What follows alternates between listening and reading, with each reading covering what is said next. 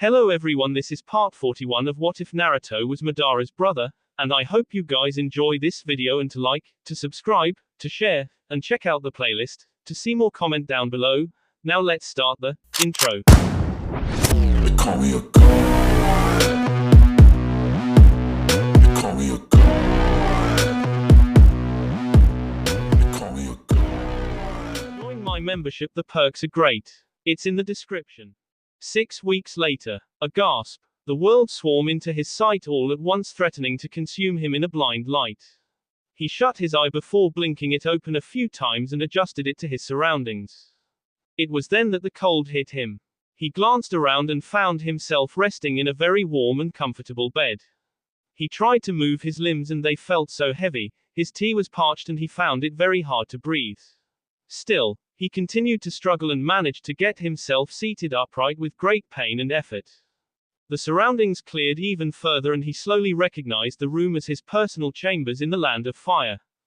Was this what the afterlife was like? The last thing he remembered was the Otsutsuki's his heart and him falling to the ground. He looked down at his sea and saw a nasty pink scar over his sea, a reminder of that wound.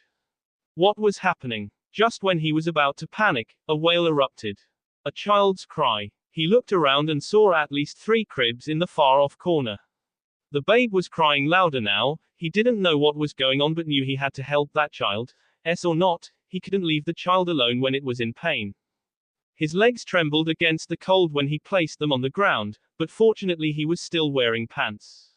At least he was not against the cold, which was a small blessing. He nearly fell flat on his face when he tried to get up but grabbed a nearby table to steady himself.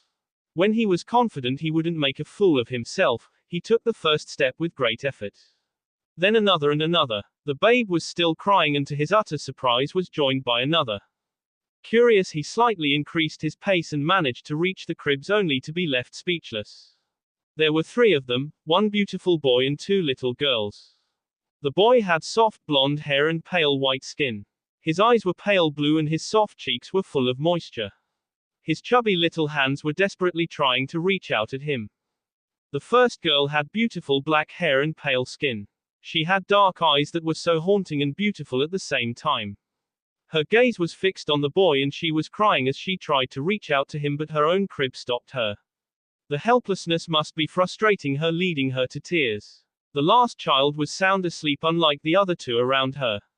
His breath nearly stopped when he noticed her soft brown hair, so much like his own and his Aunt Nauri. Even her eyes were the same as his and so was her skin.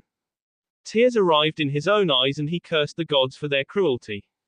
Even after death, they tease him like this. By throwing the ghost of a life he could have had right in front of his soul, of what could have been twisting itself like a knife in a broken heart. He had fought for what was right and even gave his life.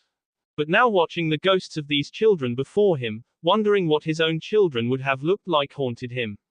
He may have saved the world, but he had failed them as their father by leaving them all alone. The grief and guilt overwhelmed him as he miserably tried to touch the boy in order to take some pitiful comfort. He froze. His hand touched upon the child's head instead of passing right through him. Shocked, he placed his other free hand upon his own heart and felt the soft beating of his own heart. It was impossible. He shouldn't be here, but his own beating heart was a stark proof against that reality. Most of all, the baby boy had stopped crying, leading the other girl to also stop crying and look at him curiously. Afraid and eager, he carefully took the boy in his arms and brought him close to his sea.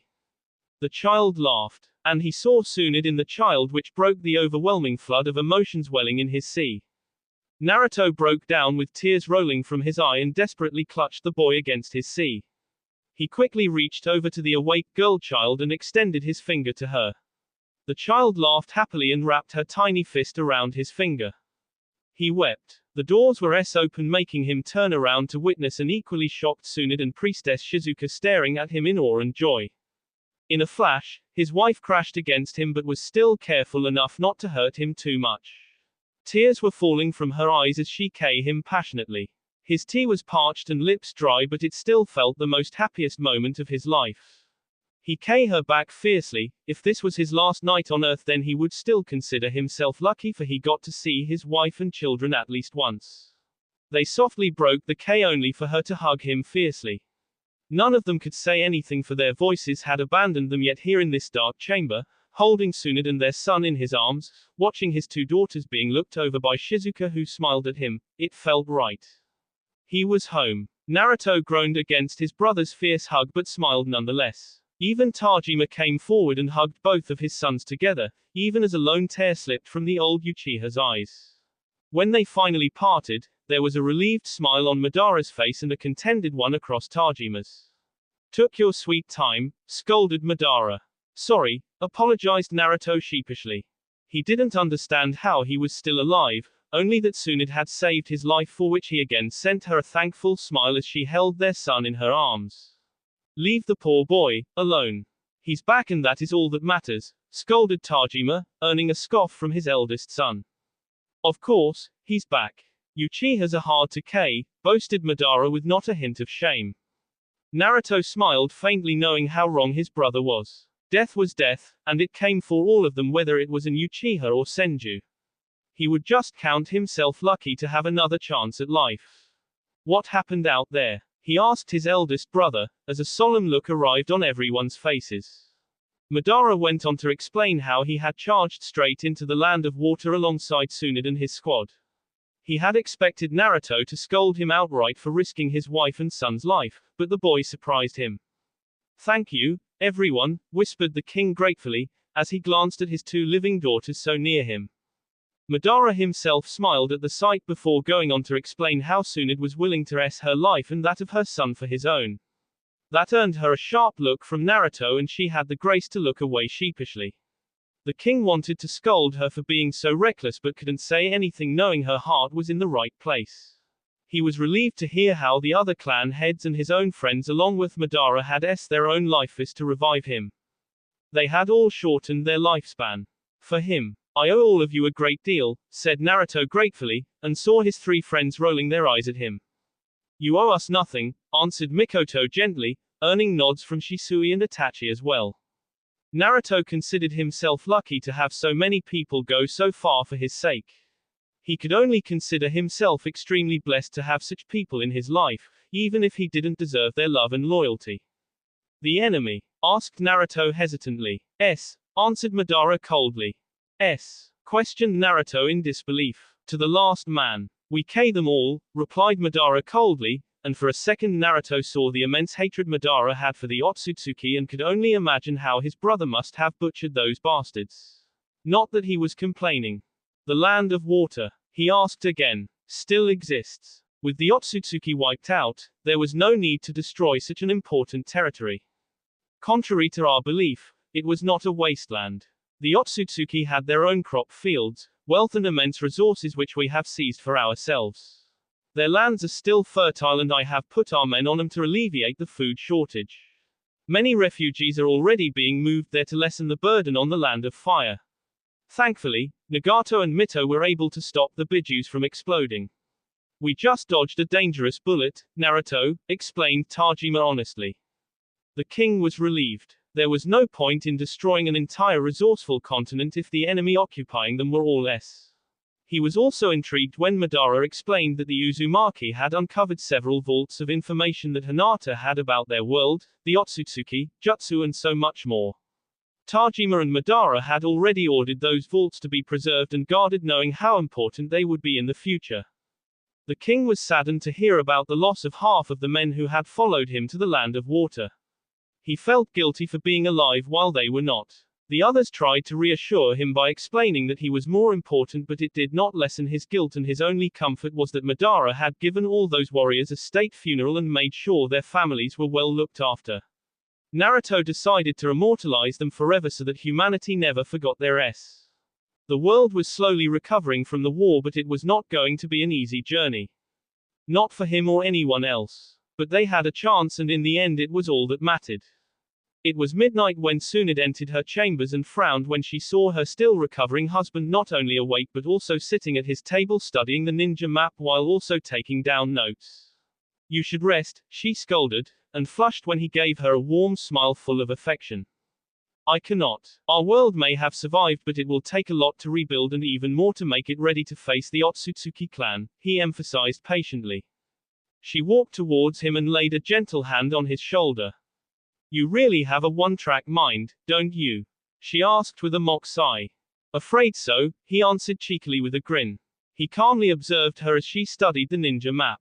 It still amazed him that he now ruled over the world. It was a great responsibility he wanted to fulfill to his very best.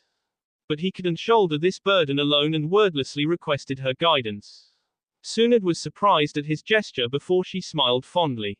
If we are to keep peace, then we need to spread our loyalists across the world. Keeping the most powerful clans in the Land of Fire will only create more tension while weakening the security in other former nations, she advised, earning a nod from him. What would you have me do? He asked curiously, agreeing with her thoughts. The Uchiha are strong and your ever loyal supporters. Make them lords of the Land of Lightning. Those lands are very resourceful and rich, plus even more better suited at raising and training large armies. Have several minor clans like the Aburame and Shimura become their support houses along with local clans and civilians, explained Sunad sincerely. My people won't like it. The Land of Fire is our home, argued Naruto, and she even nodded in acceptance. True. I would have recommended giving the Senju clan those lands, but my people are too soft and good-hearted. The citizens of Land of Lightning are a hard bunch who'll follow only the strong. Madara and his descendants will be the perfect choice if you deem it so.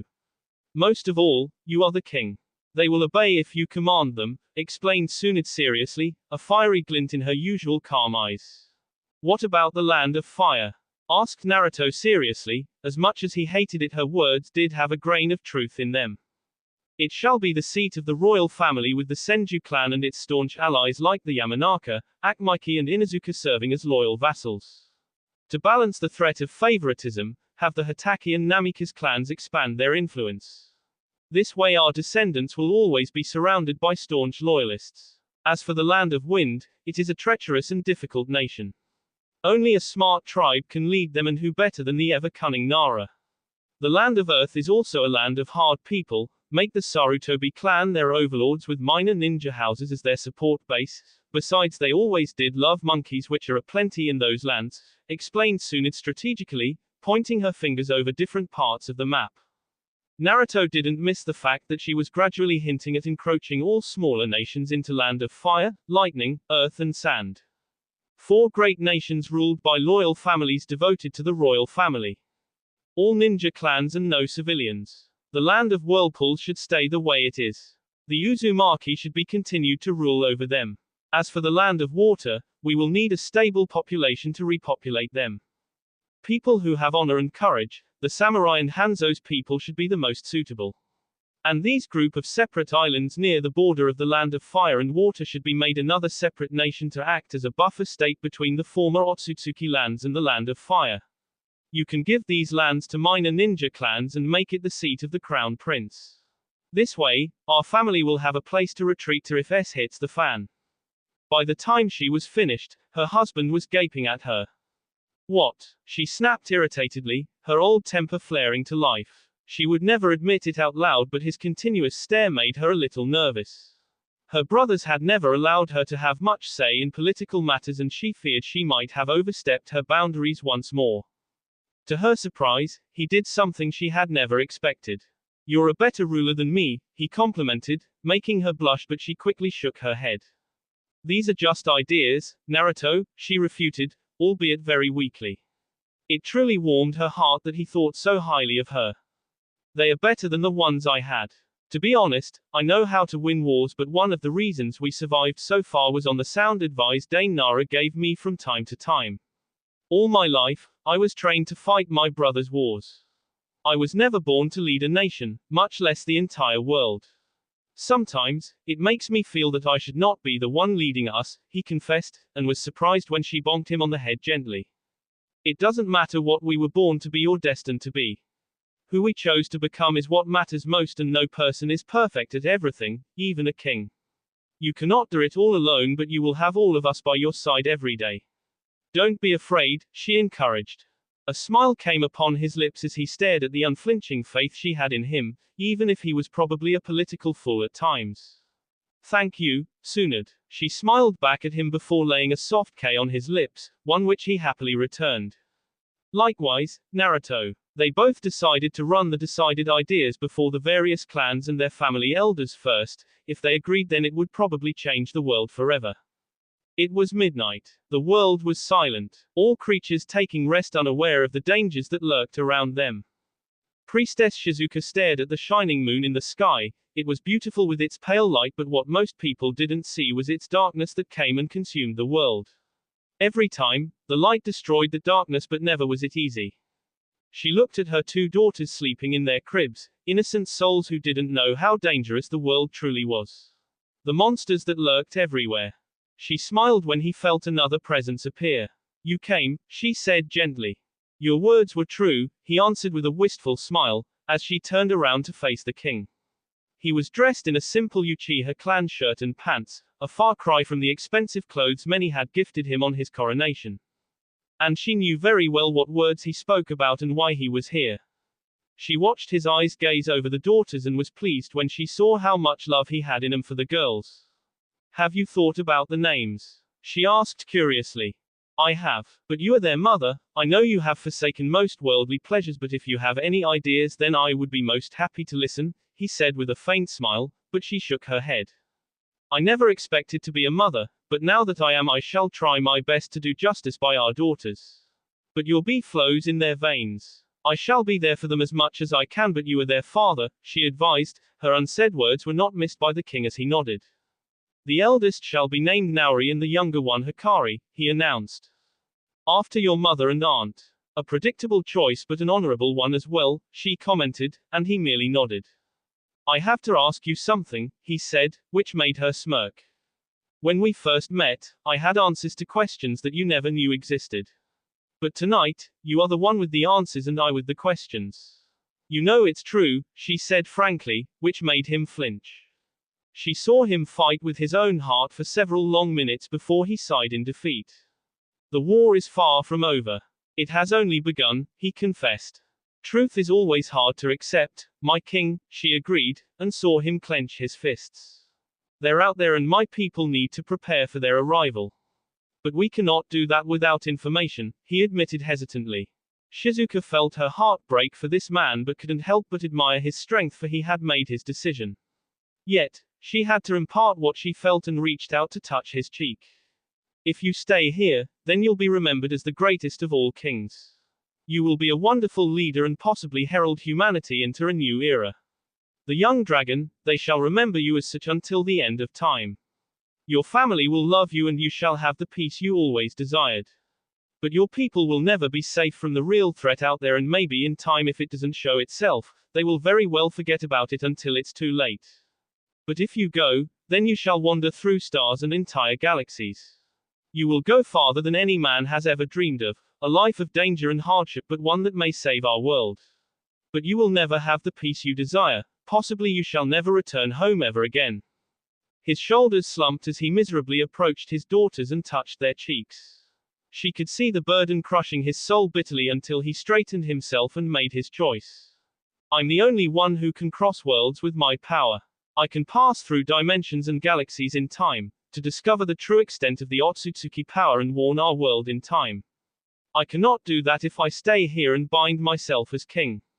I will never forgive myself for this, nor shall those who love me. I can only pray that my actions can help them when the time comes, he confessed miserably. Shizuka approached him and laid a gentle hand on his shoulder as he slowly took deep breaths. You remember what I told you about your final choice? She asked him. You shall with a smile on your face. His eyes widened as he realized something very important. He took a step away from her, his voice deserting him as he nervously stared at this woman. Who are you? Suddenly a wave of cold invaded the room, the flowers in the room withered away, the breathing of the children turned eerily silent as two ghostly dark black eyes stared at him.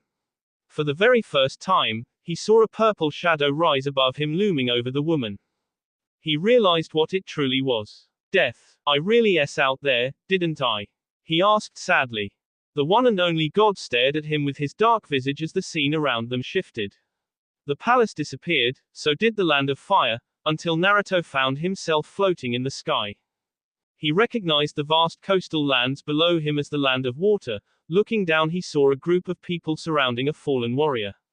Their hands desperately trying to breathe life back into the S-man. Their S-king. He saw Tsunade desperately crying for him to wake up. Madara fighting back his pain as he channeled more and more chakra in a vain effort to save his brother. There were others: Hitaki, Nara, Sarutobi, Aburame, Shimura. All clans united in their effort to save one man. He felt his heart break on seeing them in so much pain, and knowing he had caused them only made it worse. Death is inevitable, child. It came to all those who came before you and all those who shall come after, announced Shizuka in her same calm voice, but he felt the darkness in her words. What was the point of making me see a life you were never going to give me? Asked Naruto furiously, as he felt his bee boil for vengeance. Shizuka stared at him calmly for a moment before looking back at the weeping people on the earth as their efforts started to fail them and the reality started to sink home. You had a destiny, Naruto. You were destined to bring all these clans together. Their unending clash would have resulted in the world's destruction, which would have wiped out mankind even before the Otsutsuki ever came. Eventually, it would have destroyed me as well, for even I cannot handle the souls of the entire world altogether, confessed Shizuka, or the death god. Naruto decided to call her Shizuka only, for calling her anything else disturbed him. What do you mean? He asked. Souls are energy and they can never be destroyed.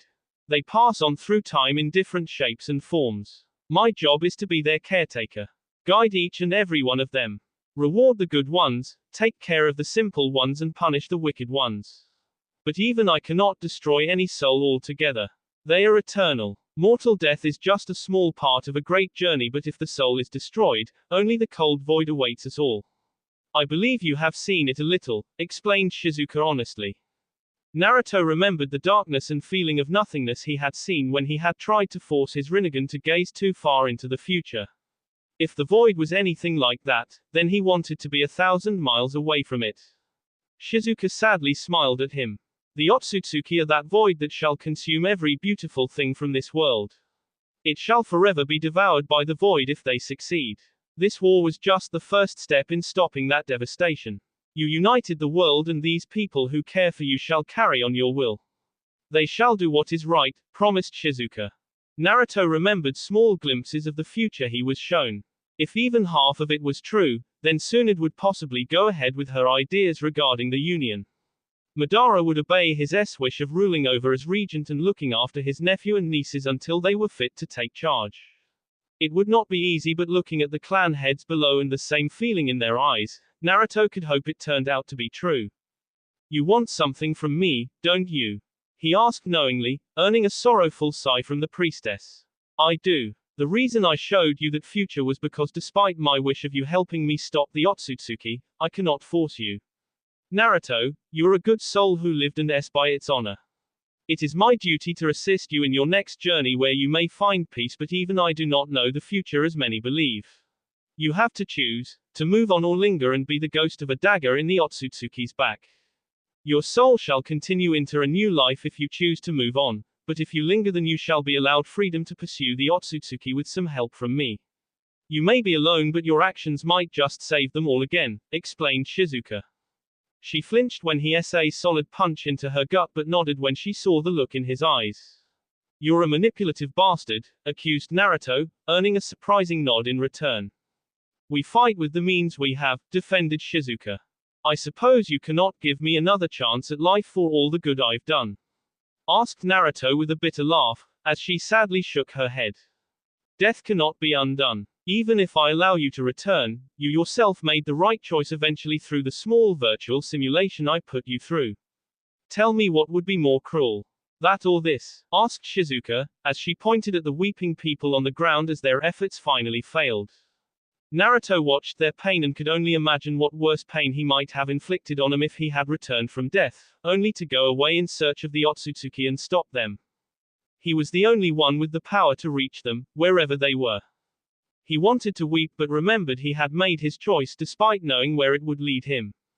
He had always fought for his people, no matter how much pain and suffering it got him in return. He for them. Now, even he had to protect them from the shadows. The path of a ninja. Tell me, Was Shizuka real or just another form of manipulation? He asked, his concern for his daughter's rising back.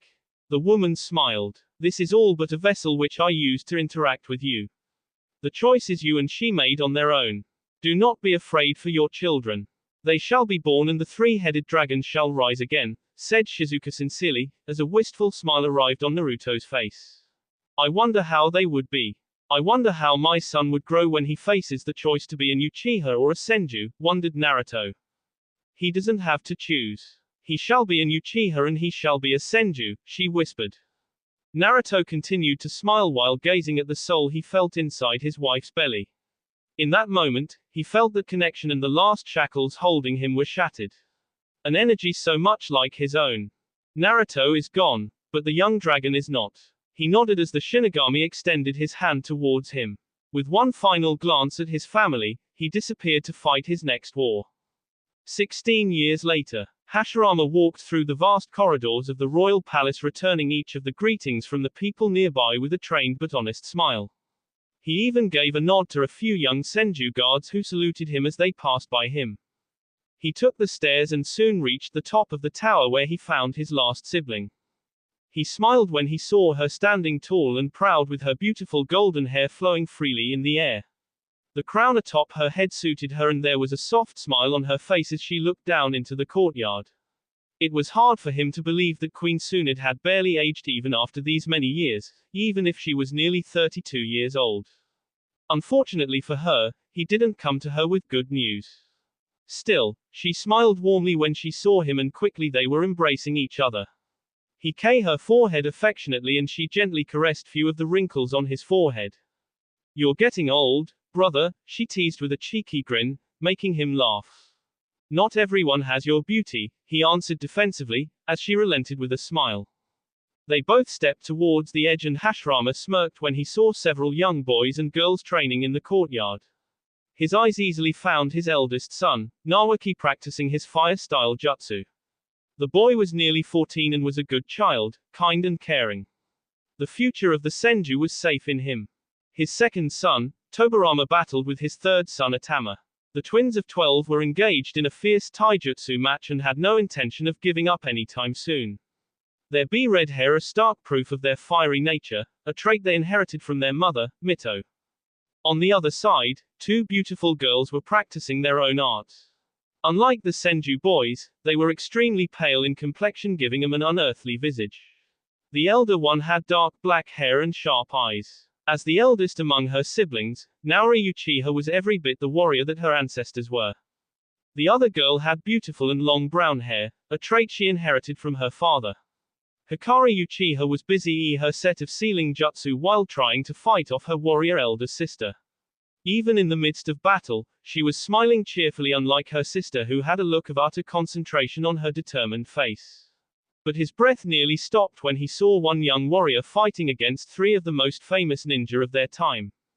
Shisui, Itachi and Mikoto Uchiha had all gotten older. A lot had changed in their lives, including the marriage of Shisui and Mikoto, while Itachi chose the path of solace. What they never gave up on was their promise of protecting and nurturing their family. It was why they surrounded a young boy with their swords bared. The boy lunged forward with the legendary sword Dawn in his hands. His handsome blonde hair whistled in the air as he clashed his blade against Shisui with a loud sound.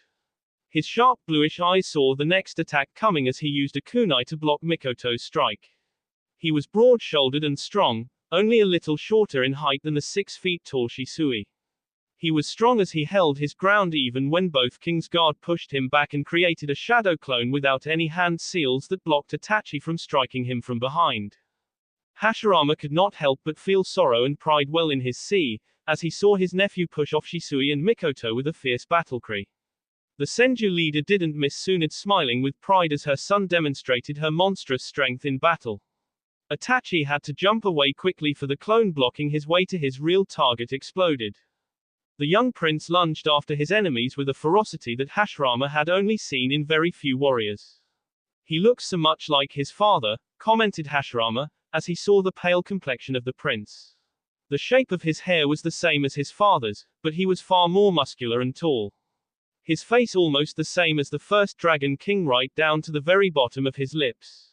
They call him the young dragon, whispered Tsunade, pride and sadness mixed in her eyes. She had surprised nearly everyone when she chose to name the boy herself. Hashirama had been worried for her safety when the king's, but Tsunade made a lasting positive impression on Madara and the remaining Uchiha with one simple decision by naming her son after their beloved fallen king. A happy smile came on her lips as she saw her son corner Itachi and Mikoto, while Shisui observed him with a nostalgic look in his eyes. Naruto. The 16-year-old boy looked up at his mother's call and his previously fierce look instantly changed into a beaming smile as he ignored all caution and started rushing upwards across the tower wall with a grin. Within seconds, he reached upstairs and Hashirama opened his eyes with a beaming smile. Uncle Hashirama. Tsunade smiled on seeing her brother hug her only son. Even now, she couldn't help but witness how similar the boy was to his father.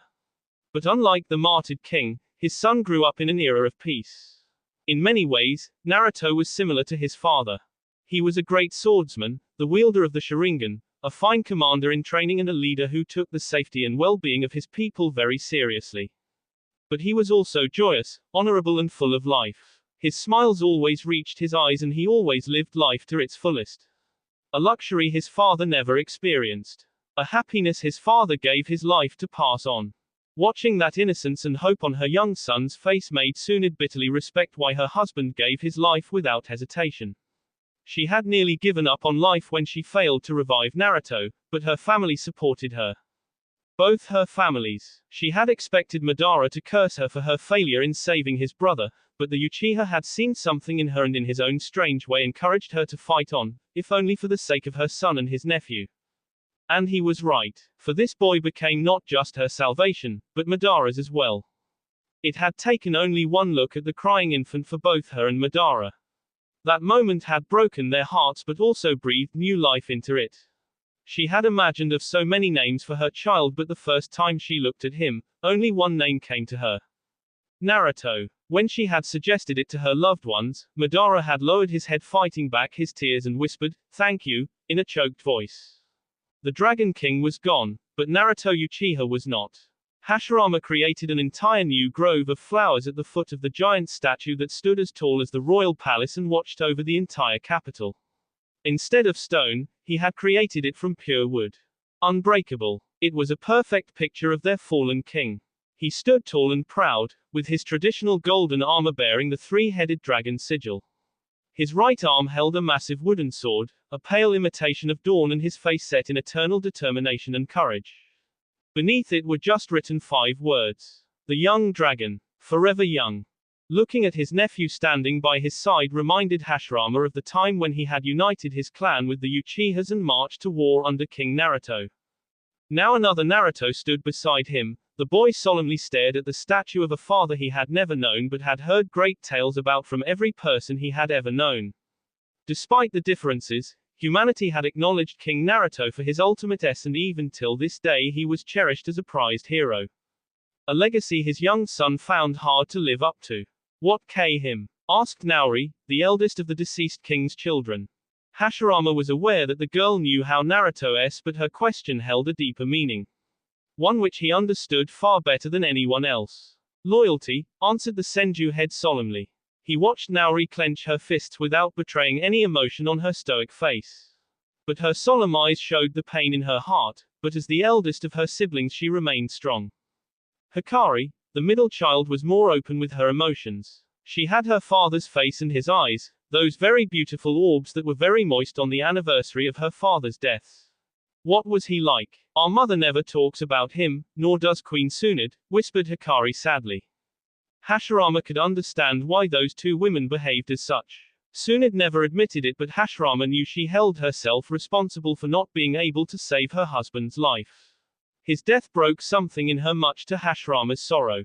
It did make her strong enough to become a queen that kept the world at peace for 16 years and raise her son alone, but she never remarried or found someone to care for except her only son. Priestess Shizuka left behind all worldly pleasures, even leaving her own daughters in the care of Madara, who accepted the responsibility to honor the memory of his beloved brother. The two women were never the same after Naruto's death and avoided talking about him to resist stirring up painful memories from the past. It always made the three children curious about their father. They had heard stories about his conquests and victories, his struggles and defeats, and ultimately his deaths. But they never knew the kind of person Naruto was, which truly saddened Hashirama. He was a good man until his last breath, the finest person I ever knew. He felt things deeply than others, he was brave and honorable but with a sharp mind. He never wanted to be king, admitted Hashirama with a smile, as he recalled the reluctance he had seen in Naruto's mind when they all choose him as their king. I find that hard to believe, muttered Prince Naruto with a frown, as he stared at his father with doubt ever present in his eyes. It was no secret to Hashirama that his nephew felt small in comparison to the deeds of his father. Your refusal will not change the type of your man your father was, Naruto. He was the best commander I ever followed into battle, he united the world and brought an end to the clan wars era. He fought and defeated the Otsutsuki to save the world from extinction and tyranny. The peace our people and their families enjoy is because of your father's action and reprimanded Hashirama but not unkindly. Prince Naruto clenched his fist while glaring at his father's statue. And what about us, Uncle Hashirama? Our family. Mother never found the love she deserved, my sisters and I never got to know our father. Uncle Madara is always so distant despite how much he tries. Believe me, I understand the desire to keep our people safe. As prince, their lives and well-being are my responsibility. But I also owe something to my family and loved ones. How can a man choose between the two? Asked Prince Naruto hesitantly. Hashirama saw the same question also present in Naori and Hikari's eyes. He had to remind himself that these children had Uchiha in them, and like their ancestors they felt emotions more deeply than others. It was necessary to make them understand before they went off in the wrong direction.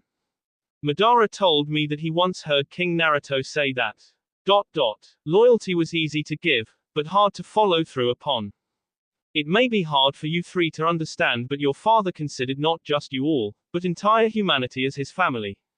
You may think he is for the sake of strangers, but his actions were always aimed at also protecting the ones closest to his heart. Your father faced a difficult path and even so Naruto fought honorably until the very end. He never gave up, he never complained, he always led from the front. My dear nephew, it is easy to speculate over possibilities when we already know the outcome, but in every man's life there will come a day when they must make a choice. One day it will come to you as well, just as it came to your father. I hope you are strong enough to make the right decision when the time comes, advised Hashirama. Hashirama saw his nephew longingly stare at the statue, seeking answers and warmth that should have been his by right but was never received by him. It was why he and Madara had tried the best to be there for these children, but for all their efforts and affection, they couldn't replace these children's real father. In many ways, Naruto had inherited the best and worst from his parents. Like Tsunade, he was very open with his feelings and often easy to anger. But like his father, he truly cared about his siblings, his family and his people. He could still remember the day when a 13-year-old Prince Naruto had rode off to war alongside Madara and his sisters to crush several factions desperate to revive the clan wars era. Tsunade had objected vehemently, her fear of losing another loved one close to her nearly overpowering her judgment. But she was proven wrong. The rebels were propagating to the masses that they were being ruled by a broken woman and a young boy. They claimed that the alliance between Uchiha and Senju was about to break, leading the world into chaos. The desperate attempts were proven futile when Naruto and his sisters descended upon them with 10,000 Uchiha and Senju fighters, and their bannermen. Naori had inherited her father's mind for war and had guided her younger siblings under Madara's tutelage. Hikari and Naruto had followed the advice of their eldest sibling and uncle, which ultimately led them to victory. It was there that the prince earned his Sharingan when one of the rebels nearly killed Hikari. For that aggression, Naruto butchered him to the last man, giving no quarter to even the desperate few that tried to surrender in the end. That day, 3 years ago, and amidst a battlefield full of corpses, that the world accepted that the three-headed dragon was still strong. There were many veterans of the Otsutsuki War who had fought alongside the prince, and watching him battle had reminded him of their lost king. His victory only increased morale, even to the extent that the people bestowed the same lore upon Prince Naruto that they had given to his father. The young dragon. I miss him, confessed Hikari, earning a comforting hand on each of her shoulder from her other two siblings. Hashirama wistfully smiled as the girl's gentle heart reminded him of his own little brother, Atama. Gods, had it been so long? He could barely remember the faces of his brothers, the sound of their voices, and only knowing that their s didn't go in vain gave him little solace. Where do you think he's now, Uncle Hashirama? Asked Naruto hesitantly, making Hashirama stare at the statue with a faint smile. Knowing him, he's off leading another war. That will be all for this video. Be sure to like, subscribe, share, and comment down below for more videos. Goodbye.